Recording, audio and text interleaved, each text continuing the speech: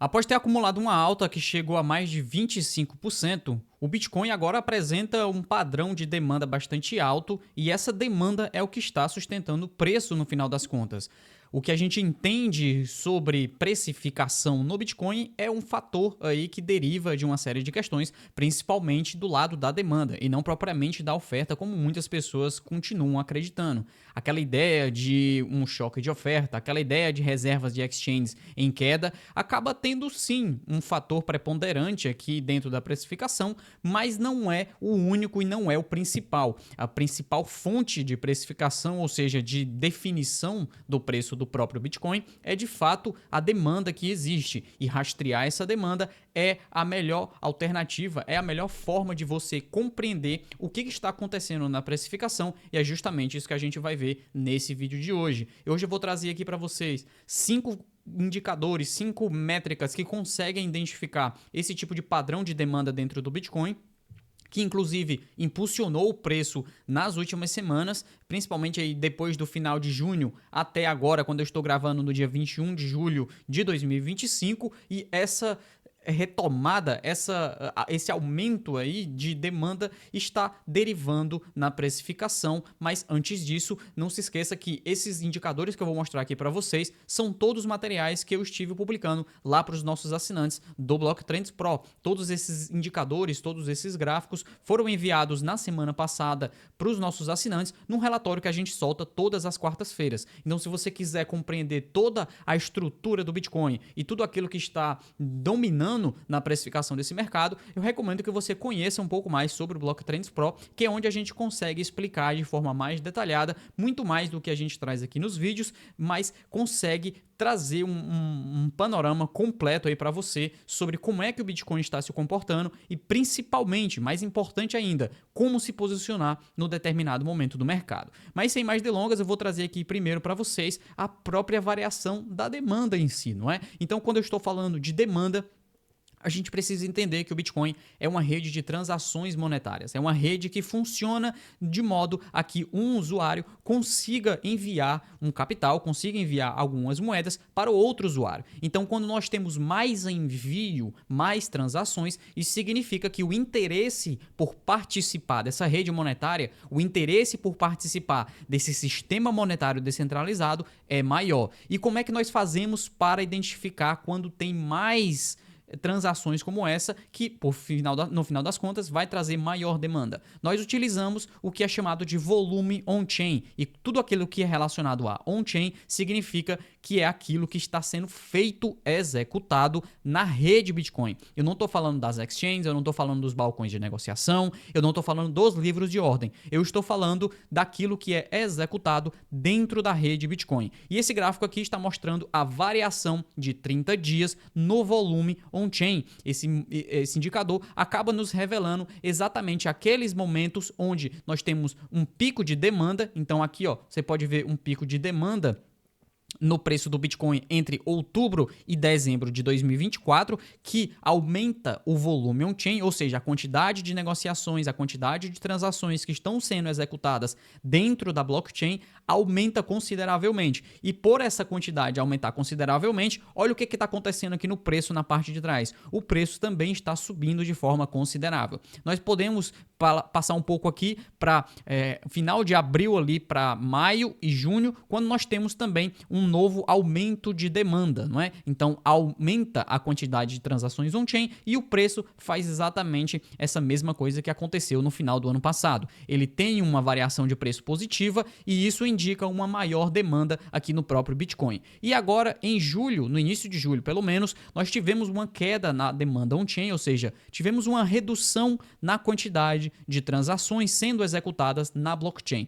Mas agora nos últimos dias, não é? Então, na verdade, esse gráfico aqui, ele foi publicado no dia 16, então ele já está um pouquinho atrasado. Lembrando, se você quiser os gráficos mais atualizados o possível, né? Se você quiser ver tudo em tempo real, aquilo que está acontecendo no Bitcoin, Recomendo que você conheça o Blocktrends Pro, que está aqui na descrição, no primeiro link da descrição. Lá nós temos um grupo exclusivo para membros, uma comunidade Pro, e lá eu consigo estar publicando sempre os indicadores mais atualizados possíveis. Mas como você pode ver aqui, ó, nós já temos um padrão de subida de demanda. Eu não sei se está conseguindo, vocês estão conseguindo ver aí, mas ó, você pode ver que tem uma barrinha verde, algumas barrinhas verdes, de forma similar àquilo que foi anteriormente. Então esse é o primeiro indicador que mostra que de fato nós temos uma demanda, não é? Ou seja, uma atividade on-chain um pouco maior do que aquilo que nós vimos no final de junho. Por si só, esse indicador já conseguiria te dar uma visão completa, já conseguiria te explicar o porquê que o preço do Bitcoin esteve subindo. Se existe maior transações on-chain, significa que as pessoas estão se interessando cada vez mais pelo Bitcoin. E se as pessoas se interessam cada vez mais pelo Bitcoin, isso também impulsiona que elas adquiram, ou seja, comprem o Bitcoin. Isso aí faz com que a precificação sofra uma pressão compradora. E essa pressão compradora tende a elevar o preço aqui de mercado. Agora, outro fator bem interessante para nós analisarmos aqui é justamente que tipo de participante esteve entrando dentro da rede do Bitcoin com esse aumento de demanda, né? Então, a primeira coisa que nós vimos é que tivemos um aumento na quantidade de transações, e agora o que nós temos nesse gráfico é a variação de 30 dias nas reservas de holders de curto prazo. Isso significa que aqui nós estamos conseguindo identificar quem é que esteve movimentando aquelas moedas que eu mostrei no primeiro gráfico. E o que nós temos aqui é exatamente um padrão similar, não é? Então temos umas barrinhas aqui subindo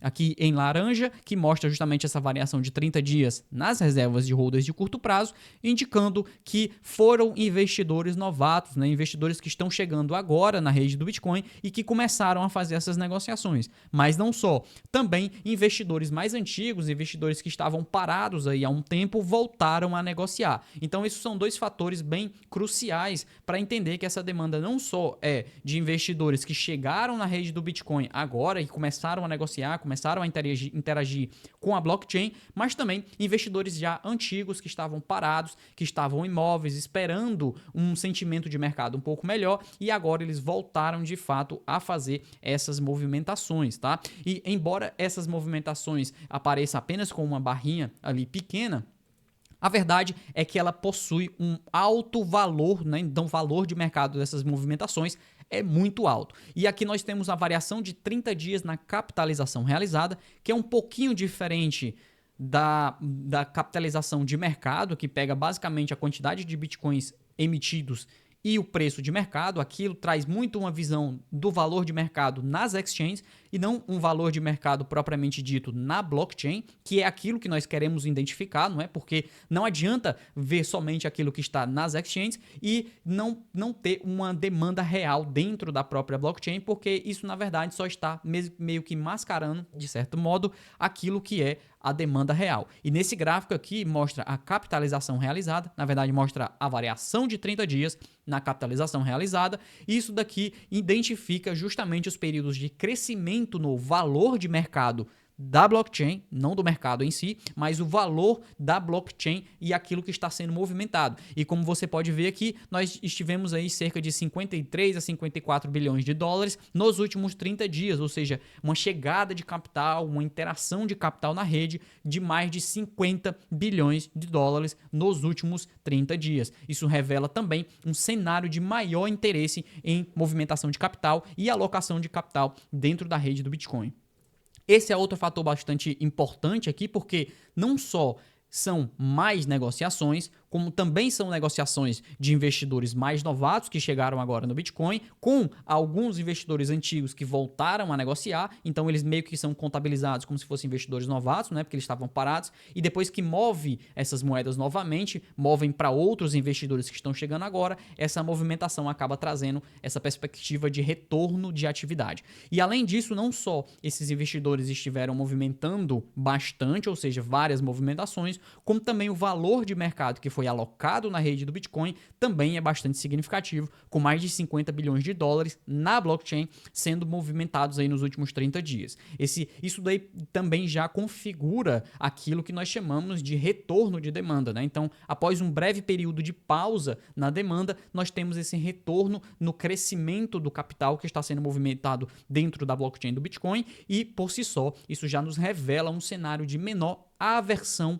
ao risco. E o que é a aversão ao risco? É não estar disposto ao risco. Então, se existem menos investidores que não estão dispostos, na verdade, existem mais investidores dispostos a colocar capital no Bitcoin. E é justamente isso que nós estamos vendo nesse gráfico. E o último gráfico que traz uma perspectiva sobre como é que essa movimentação esteve sendo executada é justamente aquilo que é relacionado ao mercado futuro, porque nós não podemos ficar somente analisando a blockchain, nem somente analisando o mercado spot, porque o mercado futuro possui uma dominância, possui uma relevância bastante alta dentro da precificação do Bitcoin hoje, e existem períodos onde o mercado futuro está excessivamente alavancado, está excessivamente otimista, tá? E esses momentos são necessários ter cautela. Esses períodos de alta euforia, quando uma demanda ficou tão alta, mas tão alta, que aquilo pode ficar inconsistente de acordo com a estrutura de mercado.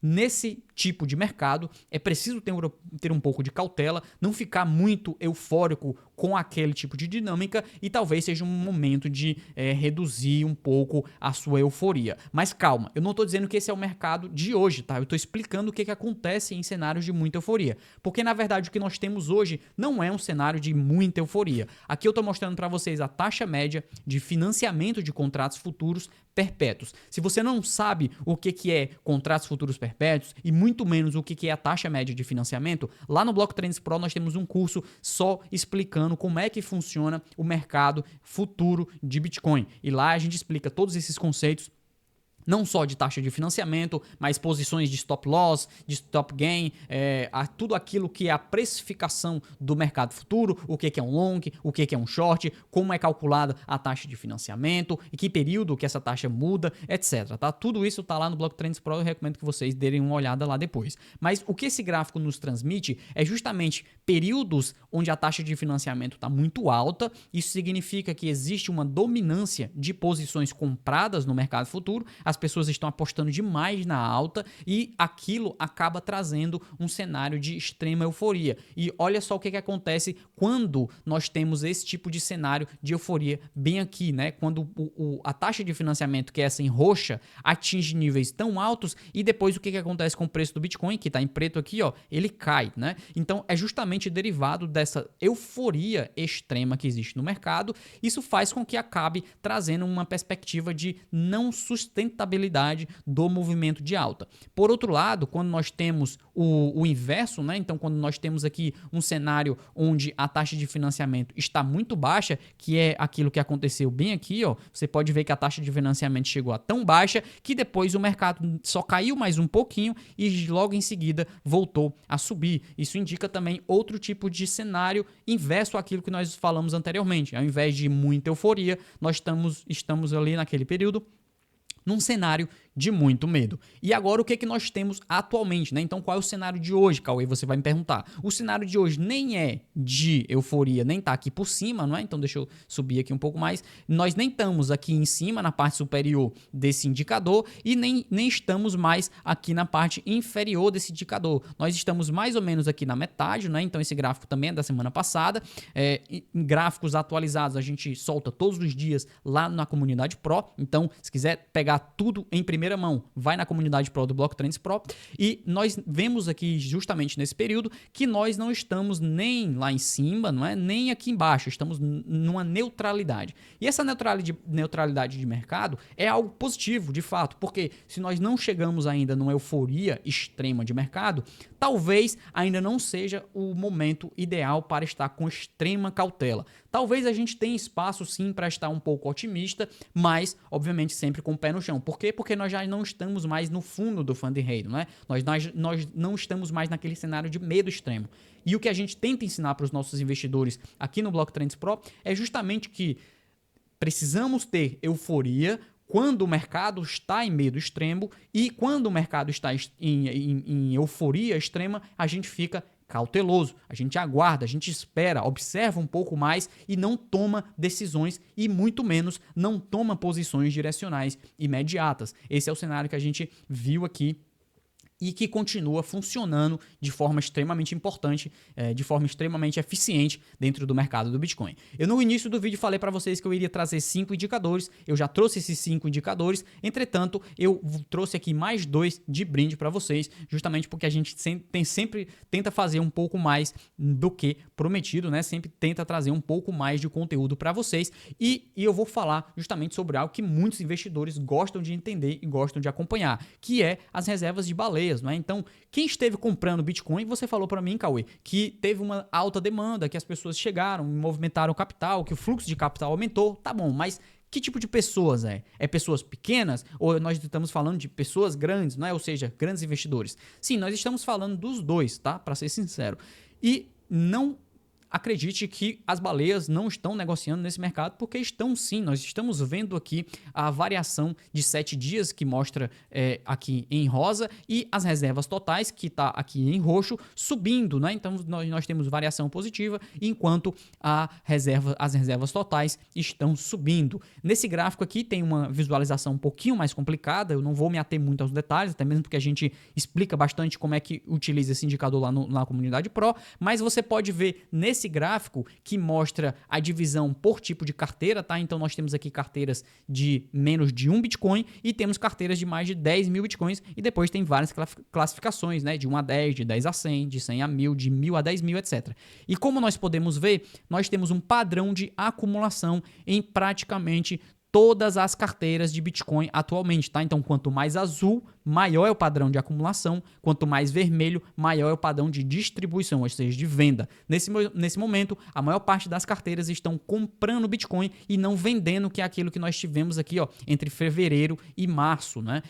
Aquilo foi sim um cenário de venda, aqui nós temos um cenário de compra, e é justamente isso que tem trazido a precificação do Bitcoin para um patamar, né? Para uma dinâmica muito mais de valorização. É isso que a gente tem visto hoje. Se você quiser saber se essa dinâmica vai mudar, e eu já dou um spoiler, ela vai mudar em algum momento, tá? Não vai ficar assim para sempre, a gente não vai subir em linha reta para sempre. Em algum momento o mercado vai precisar normalizar, mas se você quiser saber quando é esse momento em específico, eu recomendo que você conheça a comunidade Pro. Eu vou deixar aqui na descrição o link para você conhecer todos os nossos materiais lá que estão à disposição.